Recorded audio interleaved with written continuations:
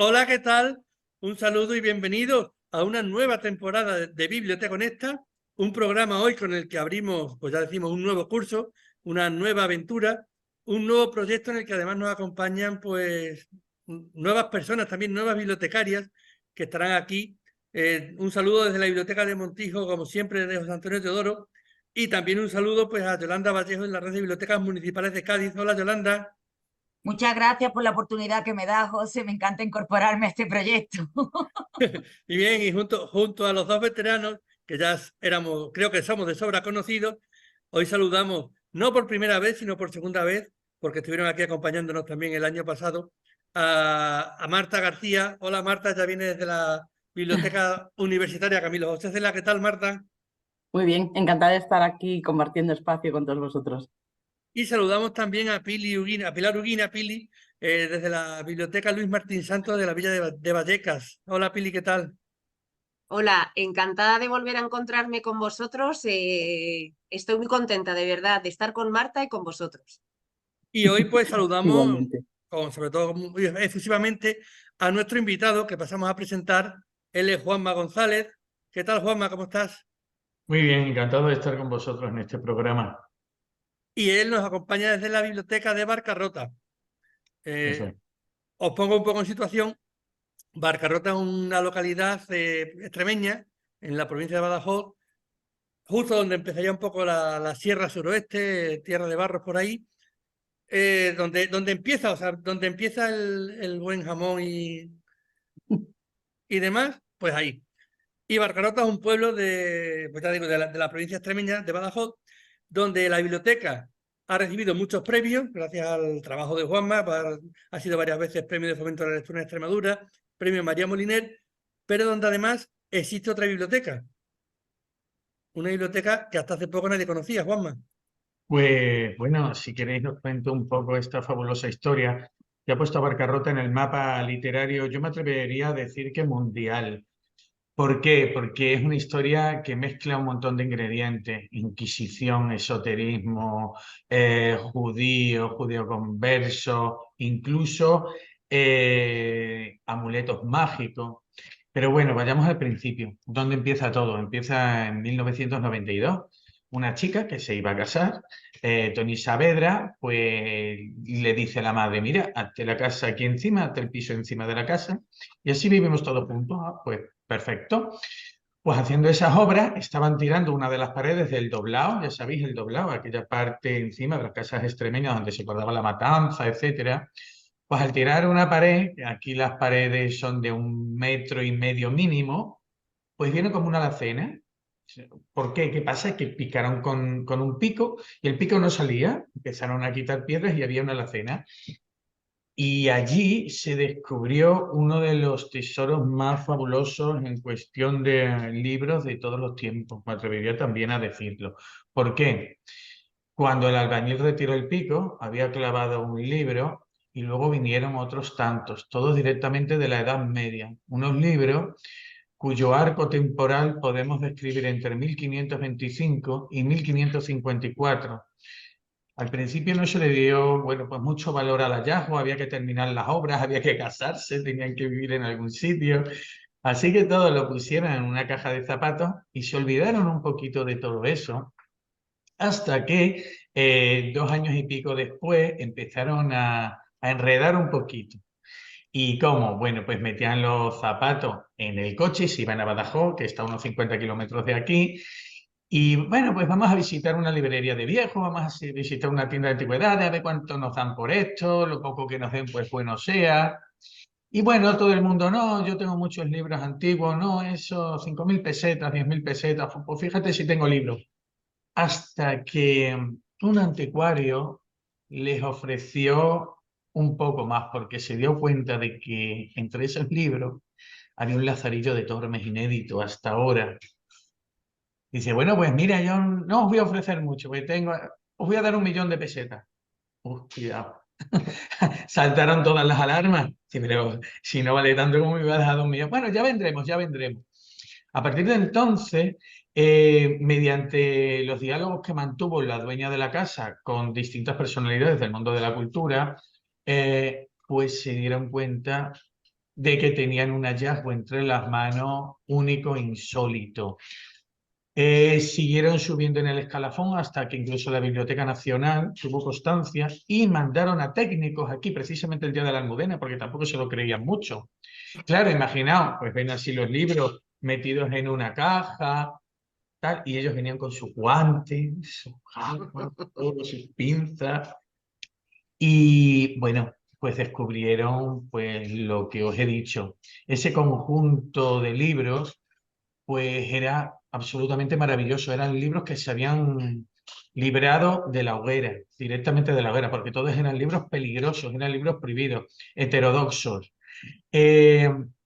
Siguió teniendo gente constancia, ya intervino la Junta, la Consejería de Cultura y claro, bueno, pues distintas personalidades pues dijeron que eso era patrimonio de Extremadura, que eso no se podía ni separar, ni vender, ni llevárselo a ningún sitio, que era un conjunto que debía permanecer unido para ser estudiado, para ser catalogado, pues como un bien nuestro de los extremeños. Efectivamente, la Junta de Extremadura, a través de la Consejería, pues si los libros se encontraron en 1992, en 1995 se hizo la compra, ¿vale? Ese sería otro tema un poquito más enrevesado, pero bueno, vamos a decirlo así. Hicieron la compra ¿y qué pasó? Del ¿Perdón? anuncio del hallazgo, que digo que del anuncio del hallazgo por parte del presidente Ibarra también podemos hacer un... Bueno, como Parece sabía un que chiste, ¿verdad? como sabía que me ibais a hacer muchas preguntas y tal, pues vengo preparado. Y mirad, cuando la Junta anunció el hallazgo de uno de los tesoros bibliográficos más grandes nunca encontrados, pues lo hizo precisamente un 27 de diciembre. Por lo tanto, el 28 salió en todos los periódicos, Día de los Santos Inocentes. Nadie se lo creyó. Y encima salía Ibarra a mano pelada sujetando una edición del Lazarillo de Torme de 1554. Es decir, la historia, aquí veis el diario, bien, pero no pasa nada, bueno, son cosas de la época. Mirad, ¿qué pasa con esto? De entre todos los libros, digo, son 10 libros, un manuscrito y una nómina amuleto mágico. Además, es un elemento sin parangón dentro de esta historia. Pero claro, tenemos un lazarillo. De las ediciones conocidas, de las primeras ediciones conocidas, que en realidad eran segundas ediciones, ¿vale? Porque la primera edición del lazarillo como tal está entre 1551 y 1553 y esa nunca ha sido hallada. Lo que se sabe es que en 1554 había 3 ediciones conocidas: Burgos, Amberes y Alcalá de Henares.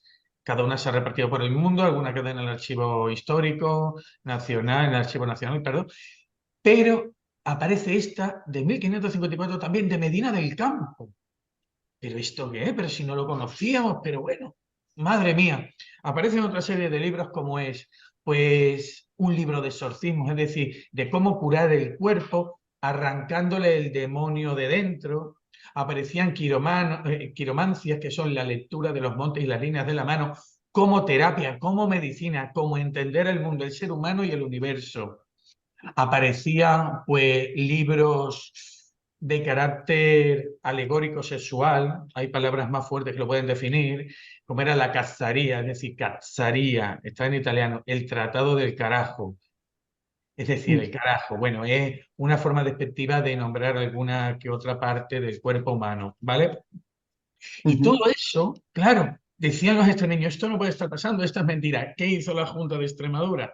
Pues tuvo que organizar una gran exposición en el Meiá, ya con todos los libros, oigan, que esto es verdad, que se ha descubierto en Extremadura y que lo tenemos nosotros. Bien, si os tengo que definir rápidamente cada libro con su título, pues sería las 2 quiromancias, como hemos dicho, lectura de los montes y las líneas de la mano, un alboraique, que es el libro del picotazo. Bueno, os lo puedo estar enseñando así Es lo que te rápidamente. iba a comentar, Juanma, a ver si había posibilidad. Cazaría, es decir, la lectura de los montes y las líneas de la mano, que tiene unas iluminaciones, unas ilustraciones preciosas. Como veis, es una unión de varias cuartillas que tendría como cubierta un poder notarial en portugués. Tenemos el libro de, como os digo, la cazaría o la carajería, que este era el manuscrito. ¿Qué pasa? Que era de un carácter sexual tan fuerte que no se editaba, que los que lo querían tenían que tenían que copiarlo a mano. Se lo pasaban unos otros, lo copiaban y se lo devolvían al dueño. A ver, ¿cómo os lo puedo explicar? Retrataba por dónde pasaba la política en 1535 en Siena, antes de la llegada de los españoles, y todo pasaba por la cama. Y sobre todo describe prácticas sexuales de personas del mismo sexo. Ahora está medianamente entendido. Vamos a la mentalidad del siglo XVI, porque esto es muy importante Sí, cuando es que hablamos analizamos del la siglo historia. XVI. Claro. Eso es que muchas veces intentamos juzgar la conquista u otras cosas a ojos del siglo XXI. Eso es un error, completamente un error. Por lo tanto, esto es un libro prohibidísimo. Pues mira, estando yo completamente de acuerdo contigo, aunque la historia no debe juzgarse con ojos, pero la historia de la literatura, sobre todo el Renacimiento, hay muchos tratados sexuales, ¿eh? Sí, pero La lozana andaluza no deja de ser ya. Lo que pasa es que es cierto lo que tú dices, es un tipo de literatura que rompe mucho con la literatura canónica, la literatura oficial, y evidentemente todos esos libros van a correr una fortuna muy chunga, que es estar en los índices de libros prohibidos. en este caso, en el caso de los libros de Barcarrota, la Inquisición lo hizo tan bien que hizo desaparecer todos los ejemplares que había en el mundo. Por eso algunos de estos ejemplares son únicos y de ahí radica su importancia. Estamos ante un conjunto de libros prohibidos en los primeros puestos del índice inquisitorio, que por cierto ese índice igual que la Inquisición duró mucho tiempo. Pero bueno, sigamos analizando rápidamente, como vemos, de Cazaría os estoy enseñando facsímiles. Los facsímiles se dividen en dos: el lujo y los arqueológicos. Y este sería, pues más o menos, uno que si pusiésemos el libro original al lado, no notaríamos diferencia, ¿vale? Bien, tenemos la cacería. Vamos a analizar el Alborái. El Alborái, que es el libro del picotazo, el libro que dio lugar a esta historia. ¿Veis el agujerito? Sí. Bien, el Alborái, que es la montura que iba a llevar a Mahoma desde aquí al séptimo cielo. El Alburak, que era una montura que no era ni caballo, ni mulo, ni bestia, que tenía una pata de hombre, otra de tigre, o cola de dragón, o ojos de duende, ¿vale? ¿Y qué le pasó a este libro, al Alborái, que el libro del picotazo? Pues es un compendio de las costumbres judías, pero con un hecho muy crítico, es decir, para ridiculizar, para poner en entredicho sus creencias. Lo que en principio intentó ser eso, hoy en día es uno de los compendios y de las costumbres más bonitos que existen. Hay otro en la biblioteca del Escorial, creo. Aquí no se restauró con letra, pues un poquito en homenaje a aquel picotazo. También tenemos, bueno, un libro que no era prohibido, que era la ópera llamada Confusión, la ópera llamada Confusión en latín. Este era un libro de buen cristiano. El alfaquí Juan Andrés era un musulmán que se convirtió al cristianismo y aparte se hizo sacerdote. Y en este tratado, pues dejaba muy en entredicho su religión. Era pues como una piedra lanzada contra la religión maometana. Era de buen cristiano. Como digo, hay un libro muy especial que es la lengua de Erasmo de Rotterdam. Las ideas eran mixtas, ya estaban siendo prohibidas, ya eran prohibidas en aquel tiempo, porque este hombre criticaba la moral que tenía la Iglesia y sobre todo sus ministros, ¿vale? Hay muchas obras de Erasmo de Rotterdam, el gran humanista por excelencia, y aquí vemos pues un ejemplo. Uno de los libros más importantes. Y os voy a explicar por qué. La oración de la emparedada es un pequeño tratado. ¿Se ven bien, verdad? Sí, sí. Vale, la oración de la emparedada es muy pequeñito, ya para que tengáis un poquito de referencia, de oreja. Vale, las emparedadas eran unas chicas que se hacían hacer unas habitaciones pegadas a la iglesia de 2x2, que no tenían cama, que tenían un altar, una vela y una silla y una pequeña ventana al exterior, porque una vez que entraban se sellaba, se tapiaba la puerta, hacían el voto de tinieblas. Era algo, una penitencia tan aberrante que ya la Iglesia Católica la tuvo que prohibir en el siglo XVII. Hizo desaparecer, igual que las habitaciones, las emparedadas, pero también sus rezos. Y sus rezos estaban recogidos en estos pequeños tratados. Claro, porque era un poco contradecir también la voluntad de Dios. Lo hicieron desaparecer todos menos este.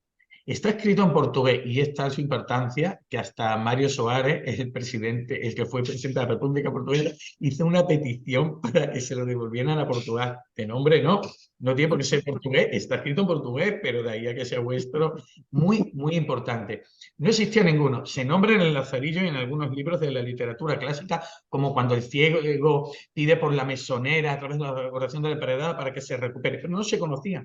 Se creía que era más o menos un recurso literario. Pues apareció y por fin sí se ha dejado constancia de que en el libro que existían últimamente, hace 5 o 6 años, dentro de un libro de oración castillo francés, aparece una oración también de la emparedada. El más importante por excelencia, el Lazarillo de Tormes. Mira, envuelto en libro de coro. Sí. ¿Vale?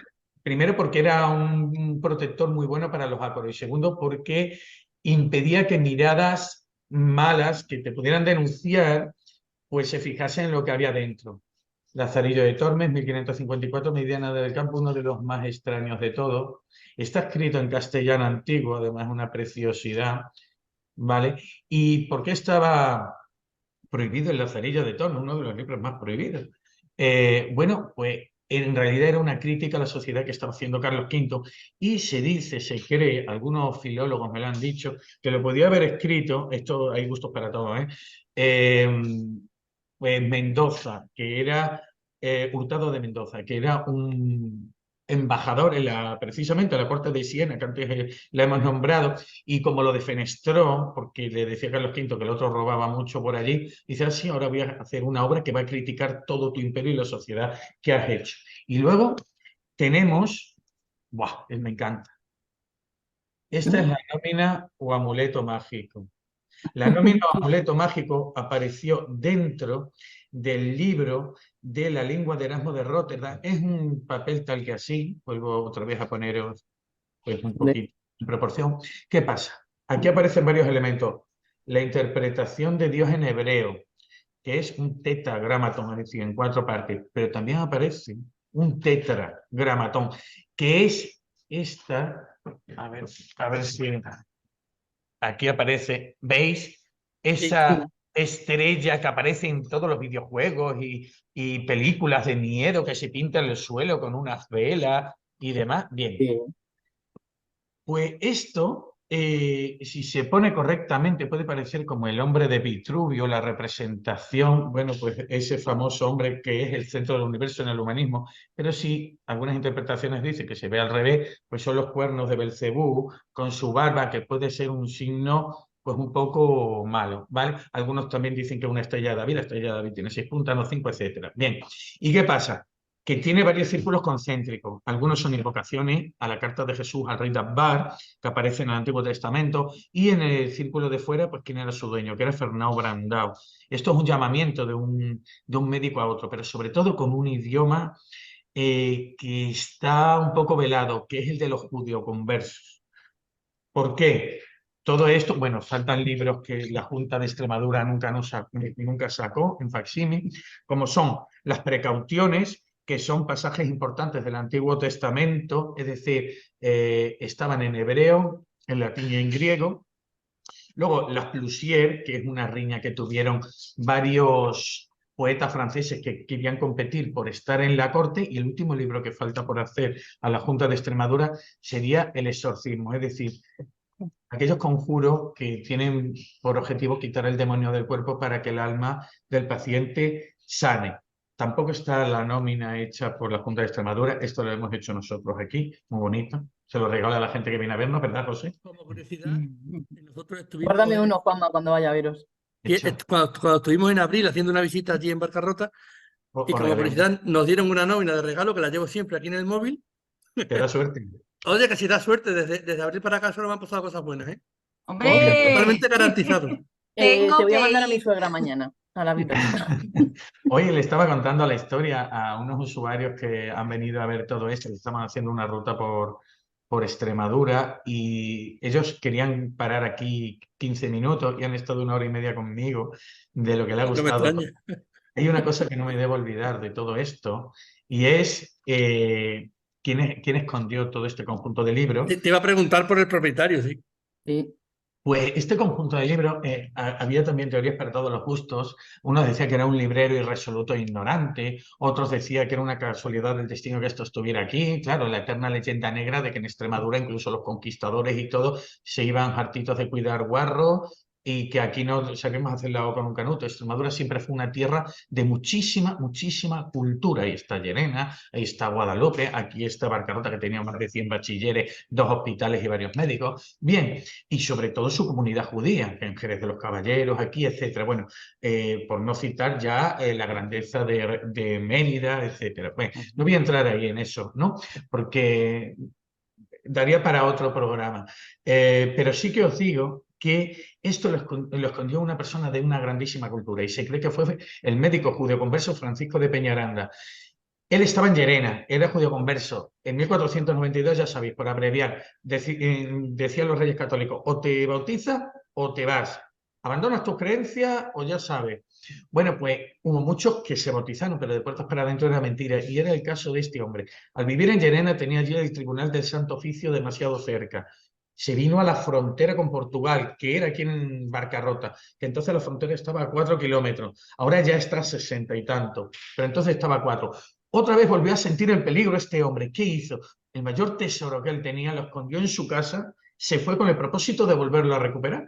Pero bueno, no ha sido así, no volvió nunca, por eso es que lo tenemos nosotros aquí. Y esta historia incluso tiene ya tintes del mejor guión de Hollywood, habido y por haber. ¿Por qué? Incluso este elemento desapareció. Estuvo desaparecido, creo que lo ve. Ay, lo estáis viendo al revés. Vale, bueno. No, se ve No, no, bien, se se ve ve muy bien. bien. Ah, vale, pues perfecto. La nómina de Barcarrota desaparece y aparece 5 horas después. Es decir, este hombre que está aquí, que es un periodista, va a hacer un reportaje sobre la biblioteca. Le sacaron los libros que están custodiados en la Alcazaba de Badajoz, en la Biblioteca de Extremadura, y él dice, me parece muy bien, está todo perfecto. ¿Y la nómina? ¿No? ¿Cómo que la nómina? Que no, que la nómina, que dónde está. Hubo muchísima polémica, porque no aparecía la nómina.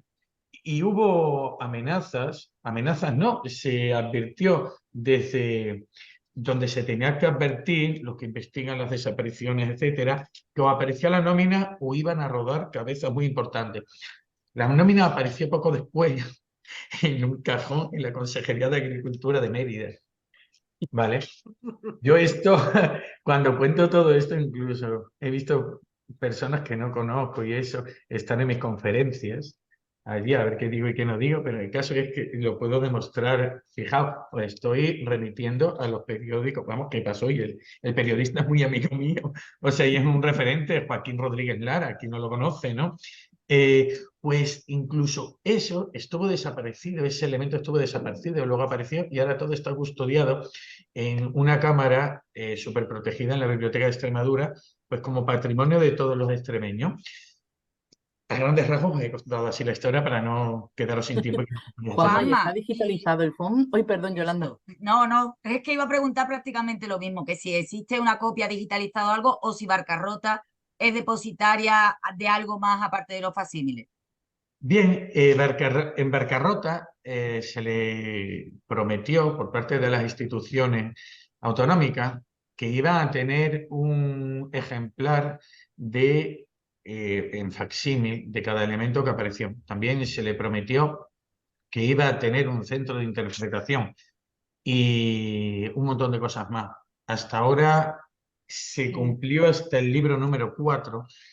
Del 5º al 7º tuve que tirar de contactos personales importantes para tener completa esta colección aquí en Barcarrota. Es decir, que quedan deberes por hacer con respecto a Barcarrota. Hombre, esto no, tampoco pretendemos que sea lo de la rendición de Breda, que el cuadro de la rendición se vaya a Breda, o yo qué sé, ¿no? O lo de el Guernica, no. Pero sí que deberían cuidar un poco lo que se firmó en aquel momento, porque así fue lo establecido. Y ahora este fondo está integrado en lo que es la colección patrimonial de la Biblioteca de Extremadura y ya está. La Biblioteca de Extremadura, la verdad es que tiene un fondo absolutamente fantástico. En el mismo sitio donde se guarda el fondo Club Manzanares, que es uno de los sitios más protegidos de toda la comunidad autónoma, denominado la Cámara del Tesoro, con un montón de sistemas de seguridad. Dentro de esa sala hay una grandísima caja fuerte de 2 metros. Y bueno, no sé el peso, una barbaridad. Dentro hay una caja de caudales y dentro es donde están estos libros que con las cosas oportunas, los papeles oportunos, pues se puede visitar siempre bajo vigilancia. Sí, está dentro de lo que es el patrimonio bibliográfico extremeño. Como curiosidad, ¿en cuánto aproximadamente están tasados, por ejemplo, el Lazarillo? A lo bien, a lo bien. Claro, o los rumores que se hablan. Bueno, vamos a ver, mira, hace poco en Sotheby's se vendió uno de los primeros libros editados que fueron a América, desde el Viejo Mundo, y era un recetario llevado desde Irlanda o algo así, y estaba, no sé si se vendió en unos 9 millones de euros, creo, ese recetario. ¿Por qué digo esto? Porque cada uno, el precio es un poquito sui generis, el precio no lo podemos... No hay un Sí. baremo que nos diga exactamente tal, pero bueno, el último estudio que se hizo fue en el 2009 por la Escuela de Ingenieros de Badajoz y lo tasaba en 3,5 millones de euros. Hoy en día el valor podría ser hasta 7 veces mayor, solamente el El Lazarillo de Lazarillo. Tormes. Solamente. Sí, perdonad, yo me imagino que los estudiosos de la Biblioteca Nacional o de Extremadura, cuando vieron esa segunda edición y ver que en una de las grandes fuentes, el Manual del Librero Hispanoamericano de Palau Durquet, ver que no existía esa edición de Medina del Campo, es que tuvo que ser, porque es que lo que no esté en esa fuente de información es No como si no existía. existe, tuvo que ser impresionante. Bueno, pues lo Mm, han pasado ya, Pili, que yo le he Claro que cogido ya a no Palau existía, 4 o claro. 5 o 400, 500 que no las tiene. Pero es verdad que lo del Lazarillo sí es importante, más como cuando dice Juanma, ahí el mundo de la filología se vuelve loco por saber quién es el autor y hasta ahora, bueno, pues Daos cuenta que no estamos hablando de un libro cualquiera, estamos hablando de una de las obras más importantes que se ha escrito por el hombre, dando lugar a un género. O sea, está el mundo de la picaresca, es el mundo de lo que somos nosotros. Está el Quijote, está la Celestina, está el Lazarillo de Tormes. Y claro, al principio estaban muy incrédulos, es decir, vinieron de la Biblioteca Nacional, pero también tuvo que ser estudiado por los técnicos de la universidad, por claro. los técnicos de toda Extremadura. Entre ellos destacó Fernando Serrano Mangas, que claro, fue un poquito el portavoz de la Junta de Extremadura en todo esto, que tuvo que decir, bueno, quietos con los libros, con esto, que están requisados por lo que es la comunidad autónoma hasta que se tomen las medidas necesarias.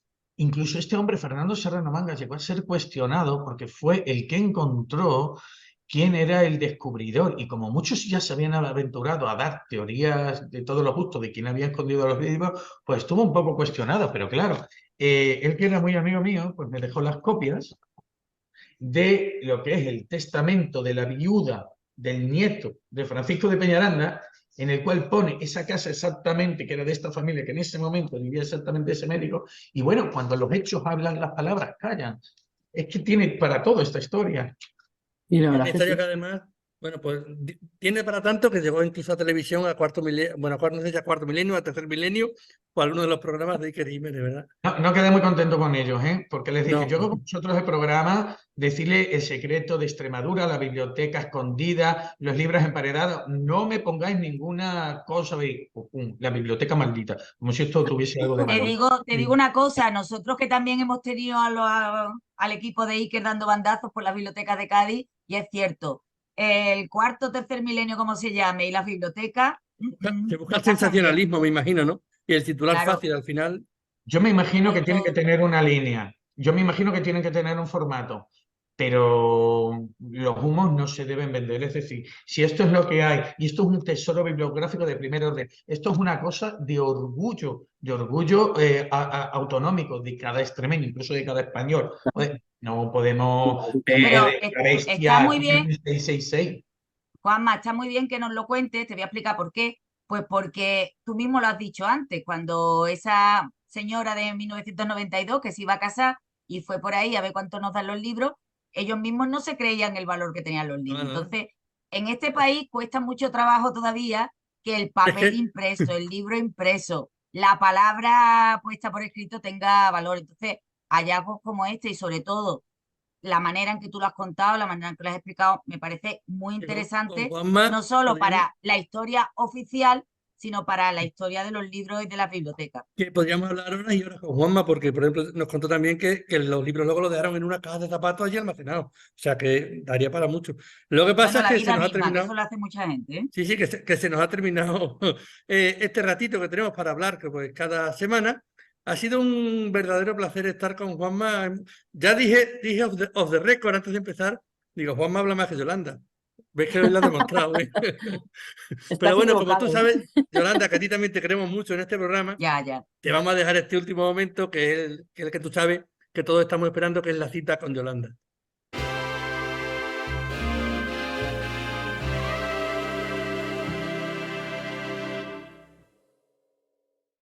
Bueno, pues la cita de hoy es de Carlos Ruiz Zafón, de La sombra del viento, que bueno, que un poco es la parte o la forma literaria de estas bibliotecas que desaparecen y que aparecen y que se cuidan.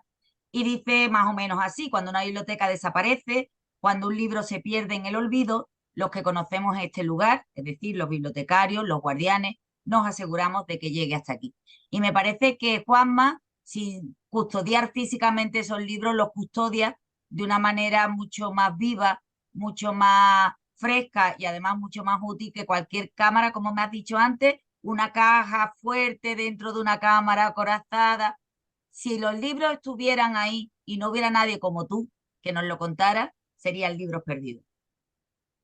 Totalmente de acuerdo. Aparte de custodiarlo, los defiende, que es lo que creo que más me ha gustado de toda la entrevista, la defensa. Me ha encantado. Gracias, Juanma. Gracias a vosotros. La verdad es que una defensa de los libros es hacer una defensa de lo que somos y bien en un formato de Zoom, de un programa de radio o de una charla de 5 amigos que se entienden a través de la literatura, pues está todo salvado. Por lo tanto, yo encantado y a vuestra disposición siempre. Pues muchísimas gracias. Se nos terminó el tiempo, pero yo creo que otro día tenemos que estar contigo para que nos expliques, ahora sí, sobre tu biblioteca, sobre la biblioteca Francisco de Peñaranda, que recibe el nombre precisamente de este doctor, y nos cuentes todas las cosas que hacéis, porque son también muchas. Así que no te vayas muy lejos, que algún día te volveremos a llamar. Muy bien, hecho. Y nada, nos vemos bueno, en 7 días no, porque la próxima semana es festivo, el Puente del Pilar, así que descansamos. Nos veremos en 14 días, en 2 semanitas, que estaremos aquí nuevamente en Biblioteconecta. Hasta la próxima. Adiós. Hasta luego. Hasta luego.